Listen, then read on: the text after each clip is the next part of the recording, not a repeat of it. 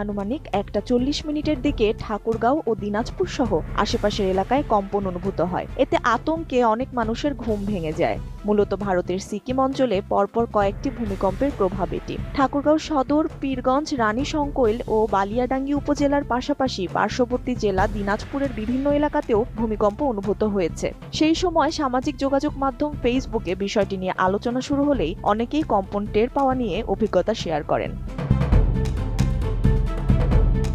স্থানীয় সূত্রে জানা যায়, ঠাকুরগাঁও শহরের বিভিন্ন এলাকায় কয়েক সেকেন্ডের জন্য সবকিছু কেঁপে ওঠে। আতঙ্কে কেউ কেউ নিরাপত্তার জন্য ঘর থেকে বাইরেও বেরিয়ে আসেন। এদিকে ভারতের ন্যাশনাল সেন্টার ফর সিসমোলজি জানিয়েছে, বৃহস্পতিবার দিবাগত রাত 1টা 39 মিনিট থেকে 2টা 3 মিনিটের মধ্যে সিকিম অঞ্চলে পরপর 3 দফা ভূমিকম্প হয়। এর মধ্যে রাত 1টা 39 মিনিটে 4.5, 1টা 45 মিনিটে 3.5 এবং 2টা 3 মিনিটে 2.2